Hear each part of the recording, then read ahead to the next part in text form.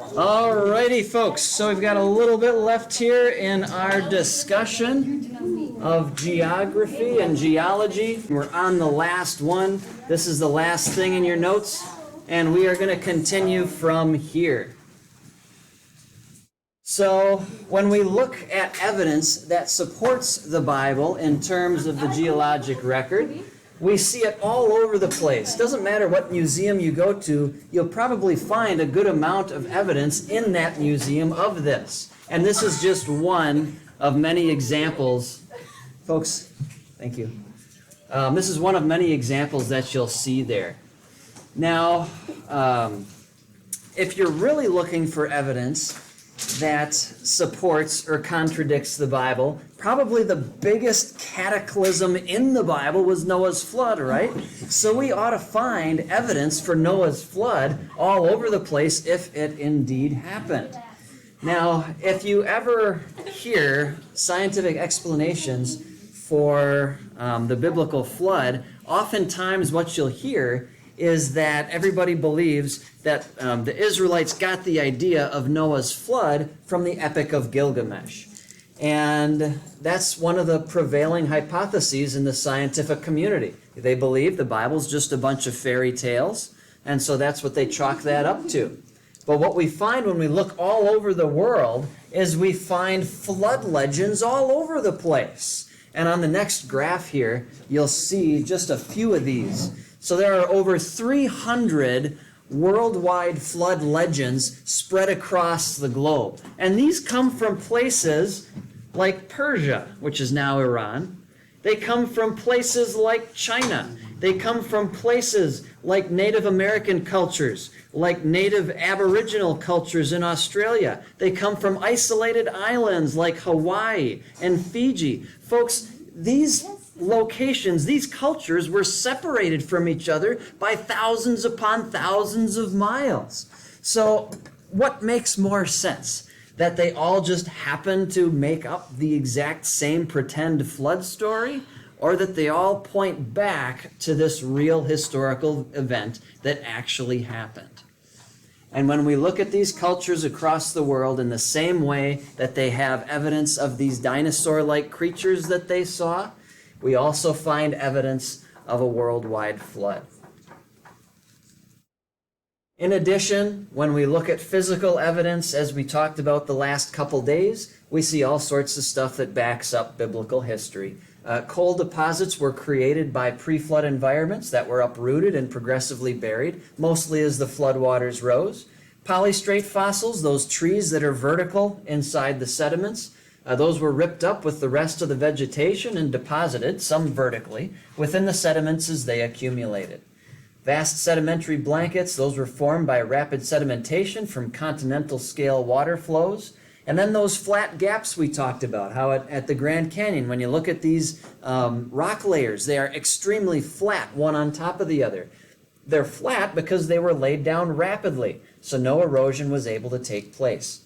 And finally, those boulder deposits, those quartz boulders, they were carried by flowing water from the continents during the second half of the flood, as that water was receding into the ocean basins. So whether you're looking at the physical evidence right in front of us, biblical history explains it way better than looking through the lens of naturalism. And in addition to that, the historical evidence that we see from cultures across the globe point directly toward the biblical version of history. But now some more physical evidence here. So in terms of massive continental erosion, you know, as these floodwaters were going off into the oceans, they covered these entire continents. So they planed a lot of the middle of the continents that we see. So this is why in the middle of the United States, we have the Great Plains. It's just completely flat, because as all of those floodwaters were rushing off the continent, it planed all the land. That's a lot of erosion taking place there. The same thing in Australia. The middle of Australia is a very flat desert. So that accurately explains what we see here. It also explains the continental margins. These continental margins, if you go by the naturalistic worldview, should just be a constant angle from the beginning of the coastline to the ocean bottom. But that's not what we see. We see a very small change in elevation and then a big drop off. And that's not predicted by the theories of the scientific community. What it really is easy to explain, though, is through the lens of Noah's flood. Because as those floodwaters got closer and closer to the ocean basins, as they slowed down, remember, they were carrying lots and lots of sediment. So as that water slowed down, that sediment had time to settle on the continental margins there. It also accurately explains these overfit river valleys. You know, anytime you see these big, gashes in the landscape, it's always got a river that's usually really small that's flowing through it.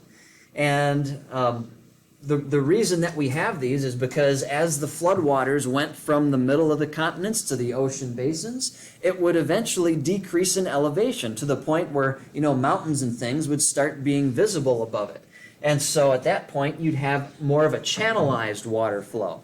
And as those channels of massively moving water, as they got to the ocean basins, they would carve these huge gashes in the landscape. And that's what we see. It's much better explained by the recessive stage of the flood than by pretending these rivers were once enormous and over millions of years carved this landscape. Just by looking at these, it looks like it was carved by a massive, watery, violent catastrophe, not something that occurred slowly over millions of years.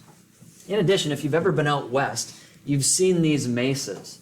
And this is something else that the scientific community just can't explain, because there used to be lots and lots of sediment here. There used to be a much higher elevation in these pictures, right? The elevation used to be that high and this high. But where did all that sediment go? Well, it was washed into the oceans, because this is out west, and that's the area. Yeah, go ahead. That's the area where this water would have started turning into that big channelized water flow. So it wouldn't be planing the land anymore.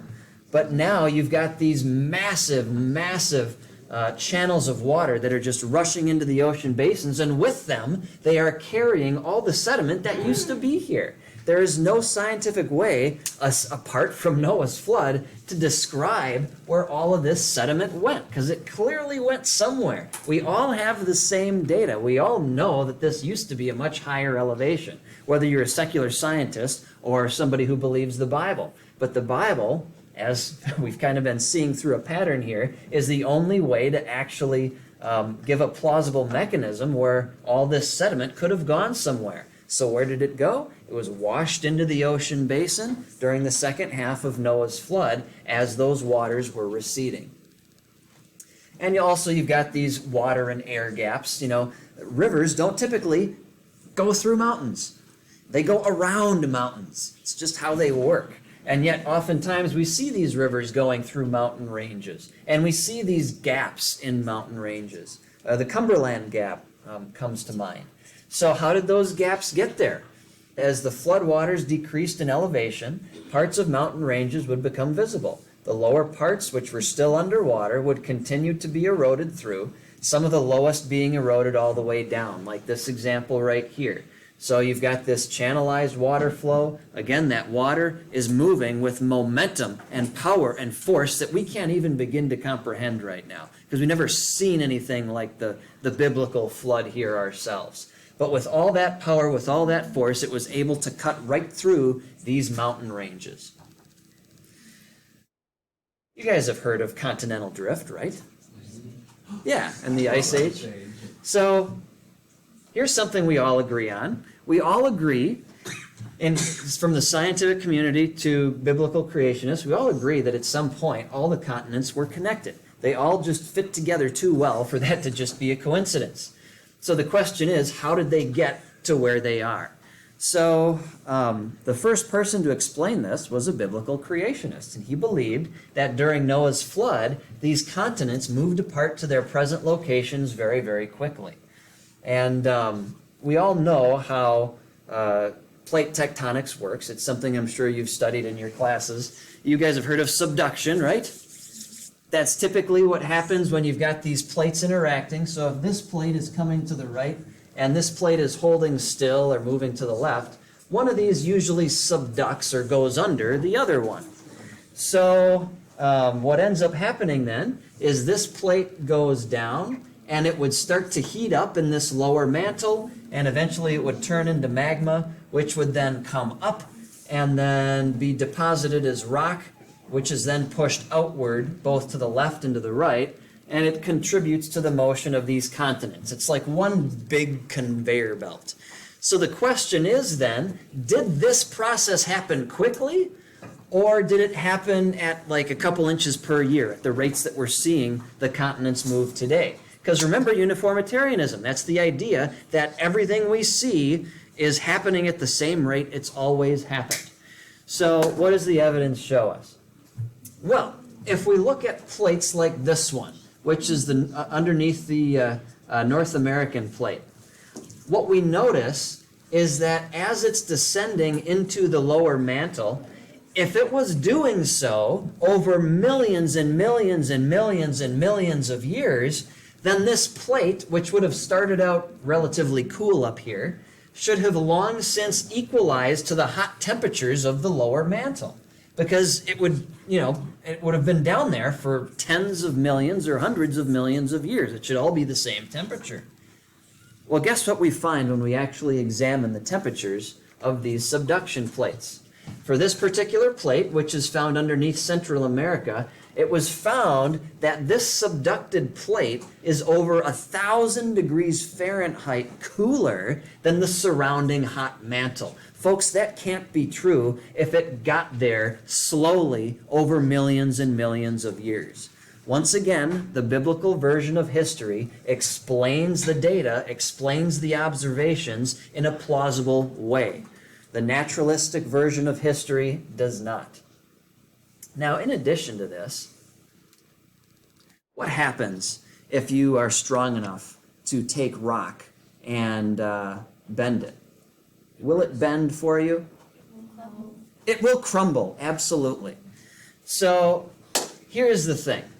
If this process of continental drift happened slowly, then when this new land, this rock was made, it would have millions and millions of years to harden into very hard rock layers. But if it happened quickly, as a result of Noah's flood, where all of this magma is coming up quickly and going outward in these directions at very fast speeds under the waters of Noah's flood, then those sedimentary layers would not have had enough time to harden into rock. So what do we see then when these continents go up against each other? Well, what we find is we find bent rock. And not just in one example, or two examples, or three, or four, or even five. But on a regular basis, when we look at these gashes in the landscape, and we can actually see these exposed rock layers, we are finding curves and bends that could not have gotten there if the rock had been hardening for millions of years. You should see tension cracks. You should see breaks. You should see all sorts of just crumbling all over the place. But that's not what we find. We find these bent rocks almost as though they weren't hardened when they interacted with those other continental plates. And of course, that matches up perfectly with the biblical version of history, where all this happened very fast during Noah's flood. Go ahead and write this down, please.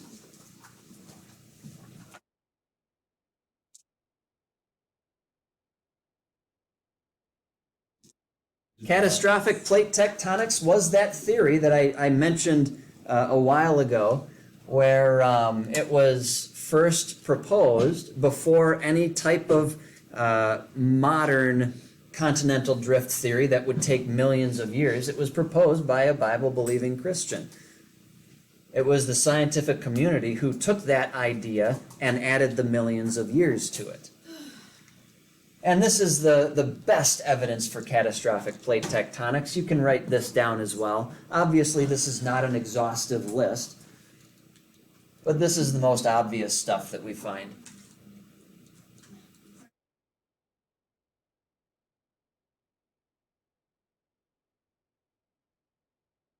Yep, you're writing this one down too.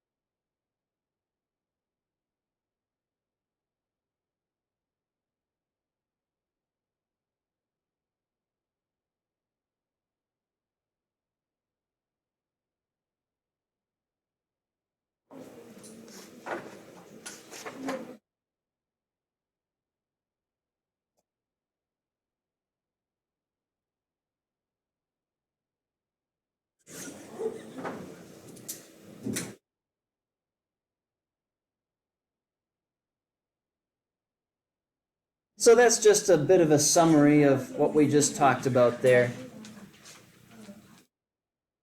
From this slide, write down, what about the Ice Age?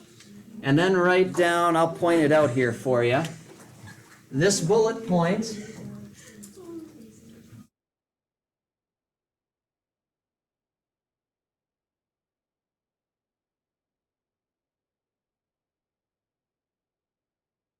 First one, from this bullet point, just write down Milankovitch cycles. I would normally have you write the whole thing down, but we've only got 15 minutes left. I want to make sure that we get through enough of this. And then write down problems.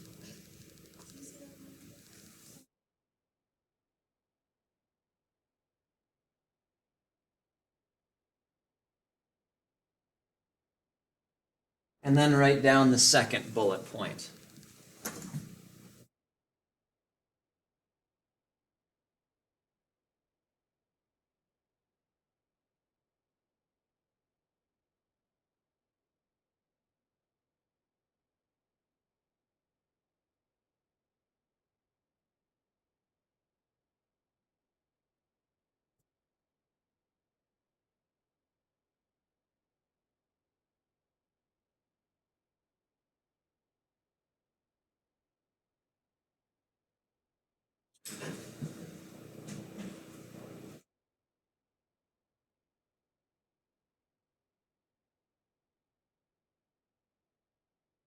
So again, the most popular uniformitarian explanation that you might have heard either in class or in a documentary or something are these things called Milankovitch cycles. The Earth in its orbit and its tilt go through these cycles supposedly every 41,000 years or so, and when they happen, they would supposedly encourage an ice age.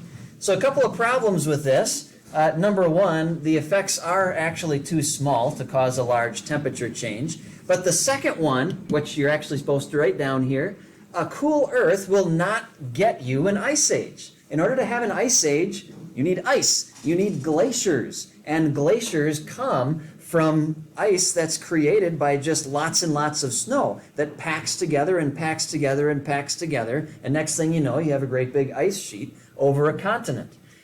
That doesn't work because in order for that to happen, you need lots of precipitation. And you're not going to get lots of precipitation if the whole world is cold. You need warm oceans. Warm oceans would cause evaporation, which would then fall as precipitation and snow over the cold continents. But if the oceans are cold, that evaporation doesn't happen, and you're just going to have a dry, cold desert, a dry tundra. So there is an issue here with the naturalistic way of explaining how the Ice Age got started. But of course, the biblical version of history, as we've seen, this is becoming a pattern, shines a very plausible light on how this could have happened. You're going to have to write this whole thing down. Write it down in the exact same way that you see it on the screen here, and that'll help you kind of organize your thoughts when you're looking at it again and studying.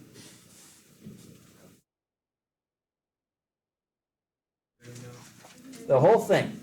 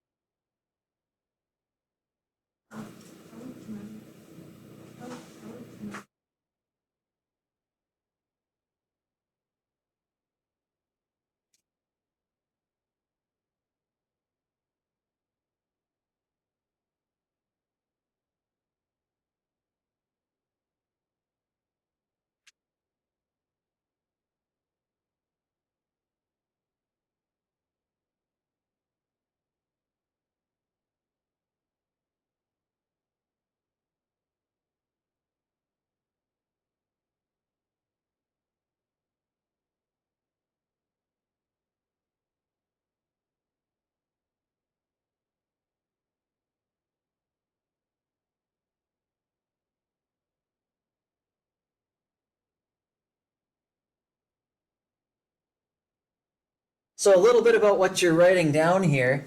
How did the Ice Age happen?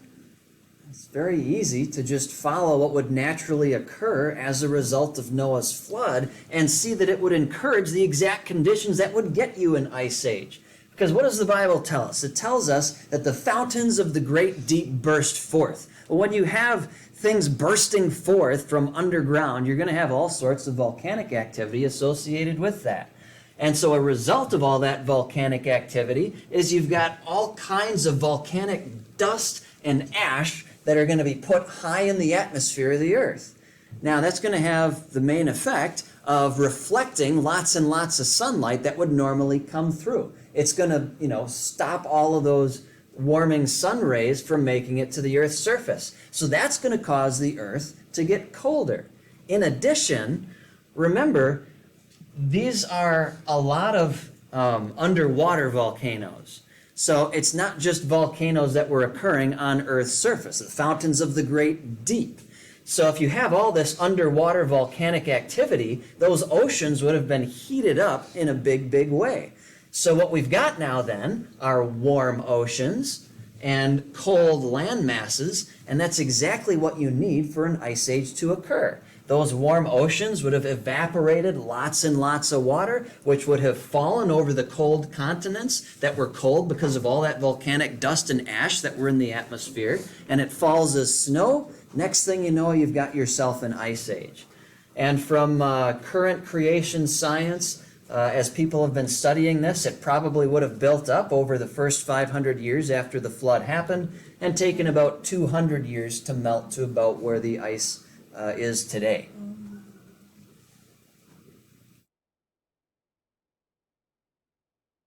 I'll come back to this tomorrow if you're still writing. I know that's a lot to write down. So what does this mean? This means Earth is a highly stable system. Warm oceans actually made places like Siberia very habitable. In addition, the Ice Age would have given us summers that were a little cooler, but winters that were not quite as bad. And they would have been a lot wetter. So places like the Sahara Desert actually had lakes. Places like Death Valley used to be a lake. And this is all a side effect of Noah's flood.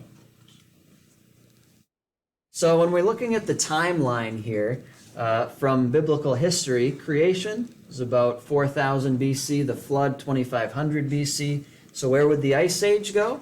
It would go right after the flood to about 2000 BC, and then the ice is decreasing until about 1800 BC. Wouldn't it be nice if we actually had some eyewitness testimony from this period of time to tell us whether or not there actually was an ice age here, or whether it actually happened tens of thousands of years ago? Well, guess what? Around this period of time, 2000 BC, there was a guy you've probably heard of. His name was Abraham. He was around. In addition, there was another biblical figure who existed around this time. His name was Job. You heard about him a little bit in chapel today. So Job existed around this period of time. And guess which book of the Bible has more mentions of snow and ice and hail and frozen lakes than any other? Of course, it is the book of Job. And I'll just go through a couple of these with you here.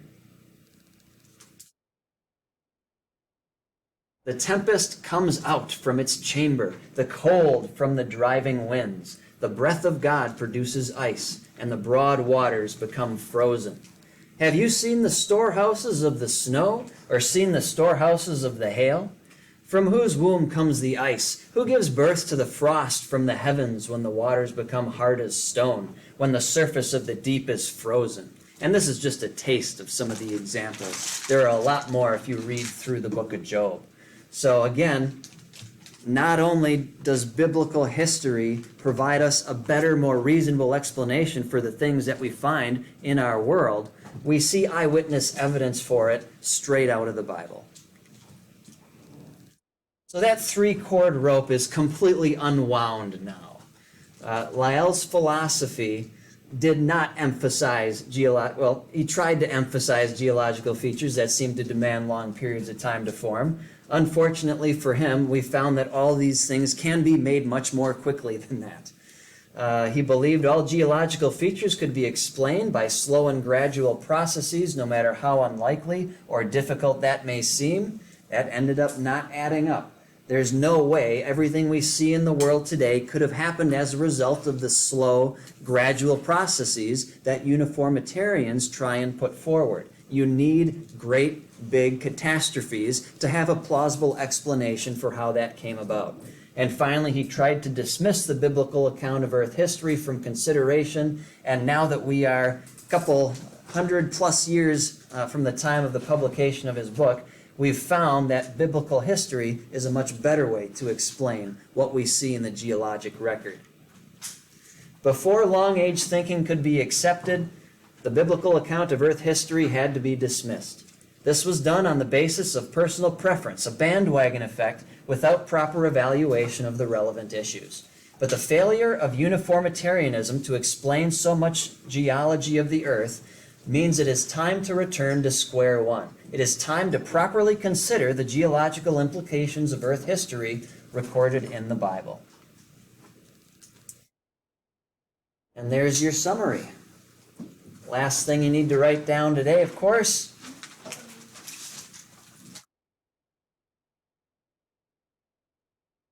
So as mentioned over the course of our discussion here, lots of things thought to take millions of years to form, like diamonds, coal, fossils, opals, and the list goes on, will occur quickly under the right conditions. Again, we're not saying that the artificial way that we're making these is exactly the way the ones in the Earth came about. What they're showing is that the millions of years are not necessary. Rock layers under the ground and surface features above are best explained as a result of a rapid, catastrophic global flood. Again, when you look at the world and you try and explain it through the biblical history lens, it all becomes almost so simple and so easy to see how it came about that any other explanation just isn't needed. When you put on the uniformitarian lens that the world tries to, you have to come up with these crazy scenarios that just don't make sense. Noah's flood provides the perfect conditions for an ice age, whereas naturalistic models can't account for the necessary precipitation. Again, you need warm oceans and cold land masses. At best, they can explain where the cold land masses came from, but without warm oceans, it's not going to matter. You would just have a frozen tundra.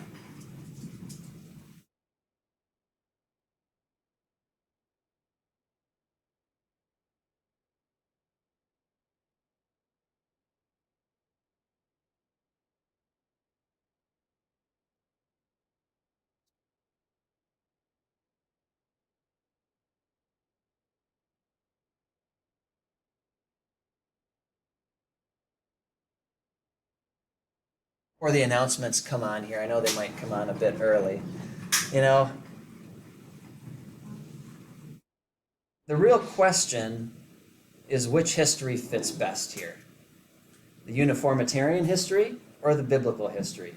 Under all the conditions, the biblical version of history just makes more straightforward logical sense.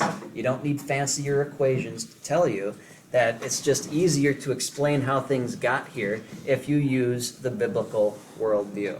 But again, though, it's really not a test because we take the Bible as truth. We take the Bible as fact right from the get-go, and that's our starting position.